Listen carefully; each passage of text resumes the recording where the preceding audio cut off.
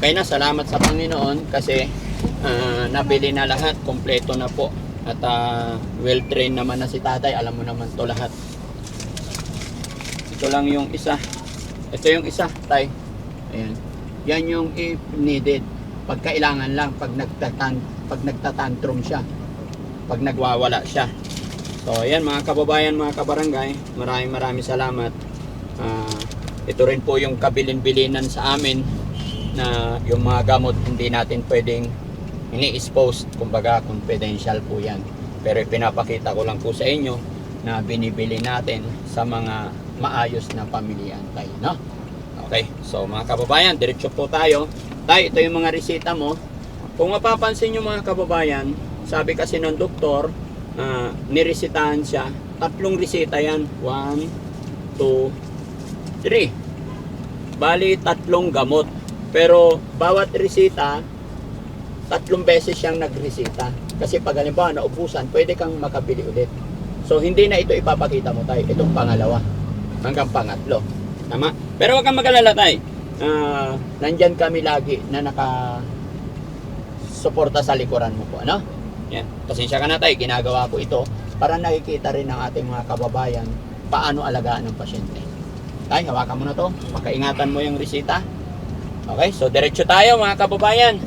At pag-uusapan pa namin ni tatay kung anong pinaka-the best at kung ano ang maganda para sa kanyang anak.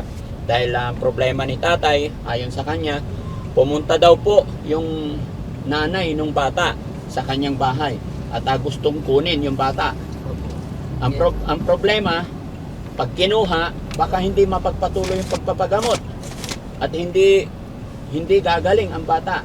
Kaya pag-uusapan namin yan mga kababayan pagdating natin sa shelter. Ha? Halika dito. Okay ka lang?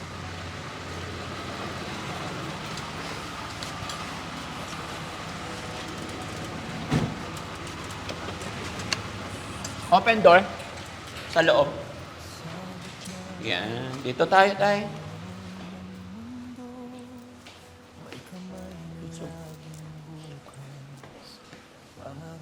So, yun mga kababayan, mga kabarangay. Time check po. Yun. Ano oras na? 3:23. Madaling-madali ako. Mali pala yung time sa sasakyan natin. Naisahan mo, Kuya Jesse, I-reset mo yun, ha? Kala ko napaka-traffic natin, hindi naman pala. Di ba? So, yun, mga kababayan, mga kabarangay. Kahapon, anong oras tayo umalis dito, tayo? Tanghali, ano? Oo, lunchtime, mga kababayan. Lunchtime, tumulak kami pa Manila sa paggamutan. And then, maghapon, magdamag, and then ngayon, alas 4 na po ng hapon. Kaya maraming salamat sa Panginoon dahil nakabalik kami dito sa shelter. At ito mga kababayan, nabigyan na po ng gamot si Ate, ano pangalan? Angela po. Angela? Angela po. Ate Angela. Ate Angela. Uy, galing. Kumusta na si Ate Angela? Okay ka nang? Ate Angela, huwag kang matakot sa amin, ha?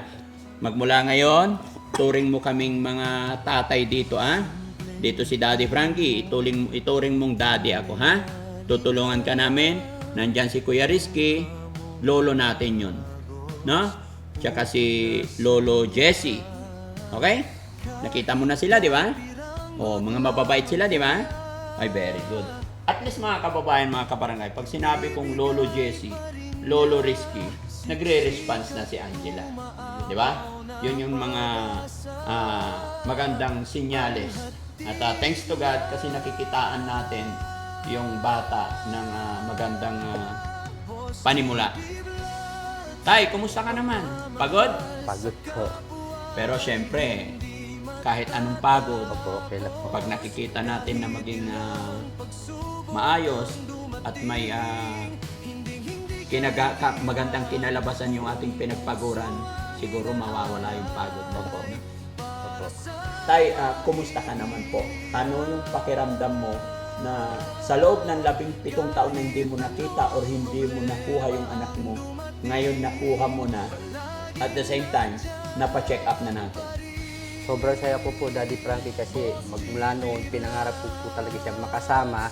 At ngayon po, kahit papano, naibibigay ko po yung pangangailangan ng bilang isang ama sa kanya na sa tagal ng panahon na hindi ko na iparamdam sa kanya. Kaya sobrang saya ko po talaga.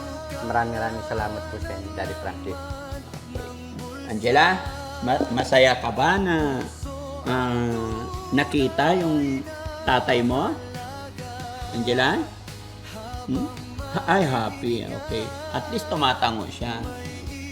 Okay. Angela, gusto mo bang makasama ang tatay mo? Angela? Angela, isang yes lang. Sinakausap ka na. Tay, mula nung nakuha natin siya doon sa bahay ng asawa mo, up to now, hindi mo ba narinig yung boses niya kahit isa? Yung parang ano po lang niya, ngisi-ngisi niya, yung parang halinghin niya pag halimbawa ayaw niya, gumagano lang po siya. Yung pag-emote lang, Opo. parang gano'n.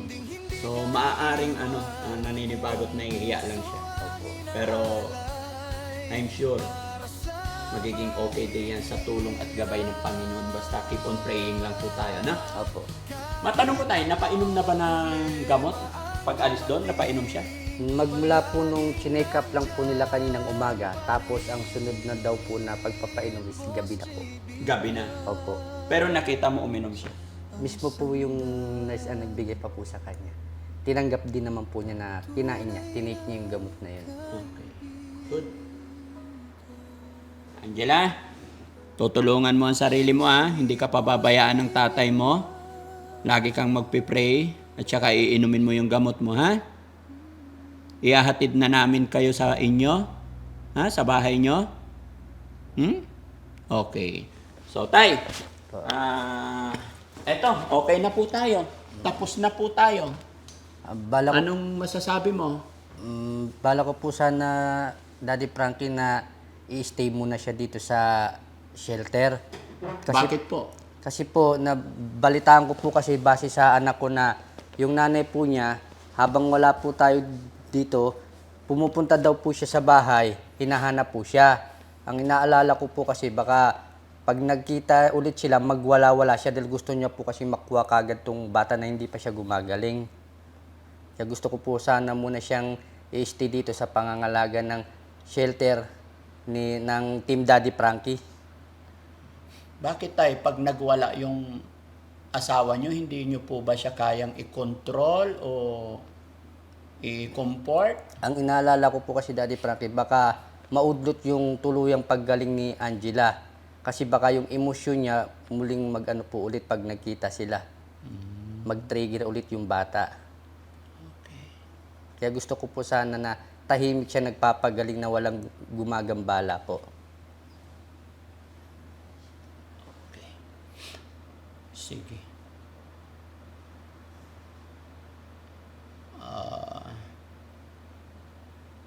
Bakit yun ang naisip mong paraan, tay? Ano bang nakikita mo sa sitwasyon doon at saka sa sitwasyon dito? Baka kasi po pagka nandun si Angela, nasa pangangalaga po muna namin, tapos bigla-bigla po kasi pumupunta yung nanay niya at magwala-wala po siya doon, yun po ang inaalala ko, baka maka-apekto po sa tuluyang paggaling ni Angela. Okay. Yun, mga kababayan, panibagong misyon, panibagong pakiusap ni tatay sa atin. Which is ito po yung goal ng Team Daddy Frankie, mga kababayan, yung makatulong, gabayan, yung mga kababayan natin, mga kapatid natin na nangangailangan ng tulong. Lalo na sa sitwasyon ni tatay at ang kanyang anak. Which is may katwiran si tatay, mga kababayan, kasi si Nanay Catherine yung nanay, Opo, ano? opo. Si Nanay Catherine, mga kababayan, is ultimong siya ay may pinagdadaanan din. Which is siya po yung unang inilapit sa amin ng kanyang kamag-anak. Kung mapapanood nyo yung unang upload namin sa aming YouTube channel, ay si Ma'am Catherine ang una naming subject dahil siya yung unang inilapit ng kanyang tiyahin. Ngunit hindi lang natuloy-tuloy agad dahil sa marami tayong nire-rescue, marami tayong tinutulungan. Ngunit sa pangalawang pagkakataon na lumapit at pumunta dito sa shelter, ay si tatay naman ang kanyang anak, which is anak po ni Nanay Catherine. Yun nga po ang sinasabi ko mga kababayan, si Nanay Catherine kasi is maging siya ay may problema at may pinagdadaanan. Ganon din sa nanay ni Ma'am Catherine. Kaya nung time na yun, kung maalala nyo, kung mabalikan nyo, doon ako nagsabi na hindi ko alam kung saan ako magsisimula at kung paano ko matutulungan ang pamilyang ito. Which is, nagtithank you talaga ako, very thankful ako dahil nandyan si tatay na very supportive at humingi ng tulong para matulungan ang kanyang anak. At ito na po ang nangyari. Kaya mga kababayan, mga kabarangay, maraming salamat pong muli sa inyo dahil isang pamilya na naman ang nasimulan nating tulungan.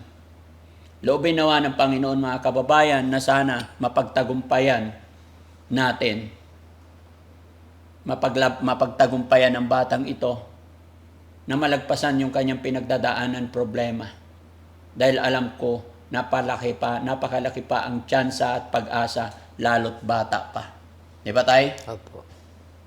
So sige tay, kung yun ang desisyon mo, pero ipapakiusap ko lang na sana, pag hindi ka busy or may time ka, dalaw-dalawin mo yung bata. Opo. Napakalaki pong tulong sa bata na maramdaman niya yung pagmamahal ng magulang. Opo. Tay, magulang ka, magulang din ako. Kaya nararamdaman kita. Pero kahit anong gawin ni Daddy Frankie, kahit anong gagawin ng Team Daddy Frankie, pagmamahal, pag-aaruga, mas makabuluhan, mas makapangyarihan pa rin ang pagmamahal ng isang magulang. Opo. Di po ba? Opo. Kaya kailangan namin ang suporta mo tay at gagawin din namin lahat ng aming makakaya Opo. para mapagaling si Angela. Opo. Okay? So yun mga kababayan, mga kabarangay, syempre ako'y magpapasalamat sa una sa ating Panginoon at sa inyo po, lahat po ng nanonood ng bidyong ito, maraming salamat. Lagi-lagi kong sinasabi na hindi po magagawa ng isang Daddy Frankie ito kung wala kayo na nakasuporta sa amin.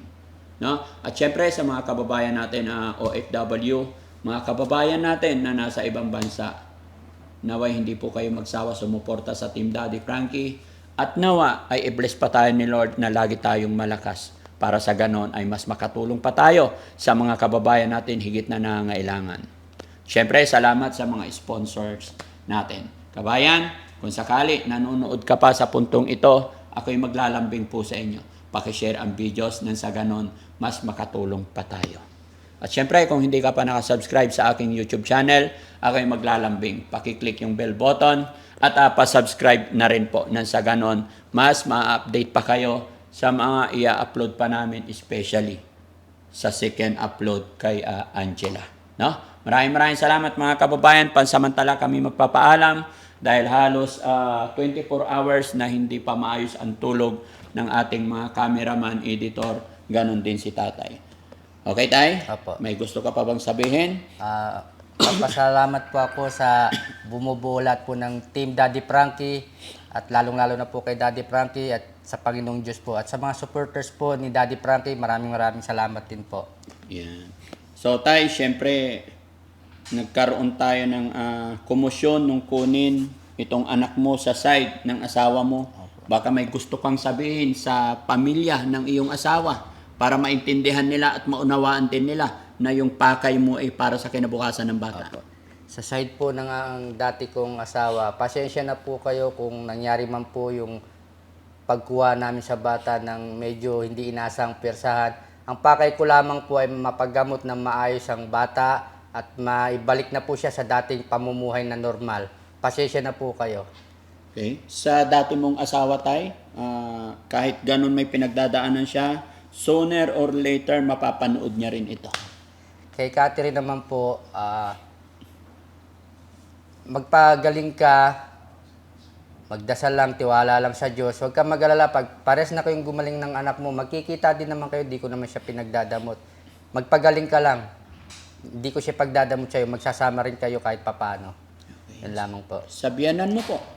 Sabianan ko po, pasensya na po kayo Kung nakagawa man ako ng hindi maganda para sa inyo, ang pakay ko lamang po ay mapagamot ang inyong apo. Nang sa ganun ay makabalik na siya sa dating pamumuhay at makapag-aral naman po siya kahit papano. Okay. Sige tayo, magpaalam ka kay Angela. Babalikan ka ni Papa dito makalipas ng 5 araw. Naka, pagaling ka ah. Hindi ka muna pwedeng makita ni Mama, baka lalo kang hindi gumaling, yung pagpapagaling mo ha. Babalikan ka ni Papa dito ah. Huwag kang mag-alala, puro kaibigan naman sila dito, walang mga away sa'yo Nandito ha. naman si Ate Penny. Huwag ka Babae rin matakot, po ah. yung mag-aalaga sa kanya. Marami pa akong asikasuhin sa bahay ha. Tapos babalikan ulit kaagad kita dito ha. Kukunin kita para doon ka na magpagaling sa bahay ha. May ayusin lang si Papa ha. Naka. Tapos tayo, kung may mga damit siya doon na yung accurate sa kanya, pwede niyong ihatid dito. Sige po. Oo, malapit lang naman, no? Opo, sige po. Ayan. At syempre mga kababayan, bago matapos ang video ito, pasalamatan din namin yung unang-unang taong lumapit sa amin. Nakalimutan ko na ang pangalan, pero basta maganda po yun mga kababayan. Dito ka muna naka. Para din sa ito, para tuloy-tuloy ka nang gumaling ha. Naka. Huwag kang galit sa akin. Ito lahat ito ginagawa ko para sa'yo ha.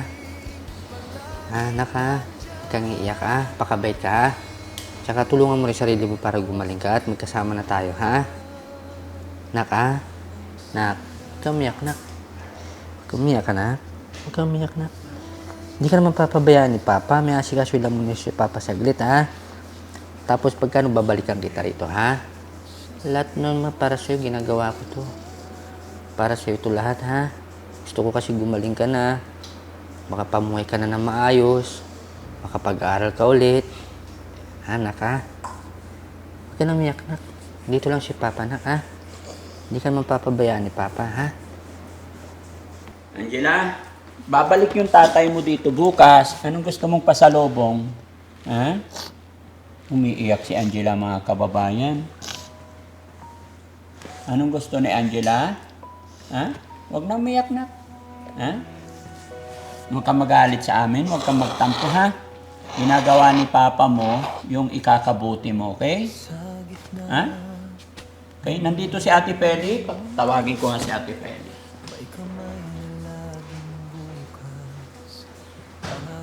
Bukas nandito ako bukas. Ha? Dito bukas ha? Ha? Ano? Ano yun? Ha? Anong kailangan mo? Pamunas ito. Ito yung pamunas oh. Anong kailangan mo? Punasan mo yung mukha mo. Dudura ka? Hindi. Dito mo na lang idura. Dito mo na lang idura. Dito mo na lang idura. Diyan na lang. Diyan na lang idura. Idura mo na lang sa pistawel. Sa pistawel mo na lang idura. Angela? Angela? Si Ate Peli to. Dito si Ate Peli, Angela. Mababait sila Ate Angela na. Dito ka na ka? Dito ka muna ha? Aalagaan kita. Ha? Pagsamantala lang na hanggang 5 araw. Oo. Ah? Dito ka muna kay ate. Ha?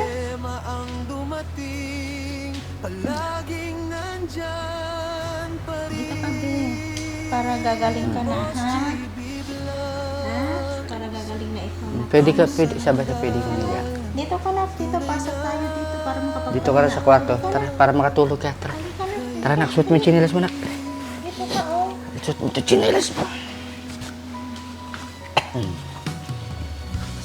Tara. Dito ka dito. Para makapagpahinga ka, makatulog ka. Pagod din sa biyahe, alas walang tulog eh. Saan po siya? Piranggot lang ang kaya Mahiga ka muna Higa ka, pupo. Ibigay pa rin niya Siksik at umaapaw na pag-asa Malamok. Tagal mo to, higa ka dun. Hatid Higa ka dun. Ayun una. Higa ka dun. Ano kailangan? Ha? Budi ka. Basta mo rin yan. Kahit ano yung rola. Pagmamahal sa kapwa ay hindi matatapos Kahit Higa ka na lang muna dyan. subok Para makapagpahinga na. Higa. Ha? hindi ka Dito na ka pa? Buong puso ang inaalay para sa Dito lang to, dam ko din yung pagkano kasi pag iihiga, dito lang nakikita. Opo, Kahit anong problema ang dumating, laging nandyan pa rin. Boss TV Vlog ang sandalan. ikaw yan. Pahinga mo na ikaw, ha? Kasi yung nasipa pa na ka, pagalit ka. Kaibigan, Si ate mo na, no? sukatan ng laman Ha? ng bulsa. Ayaw mo, bakit? May ayos sila si Papa saglit. Tunay na halaga habang may hininga. Babalikan kita bukas, kukuha lang ako ng damit, ha? Okay, yeah, kukuha lang ako ng damit. Para sa sayo, Babalik ako kagad bukas, ha? Wala ka kasing damit, eh. nandyan lang siya.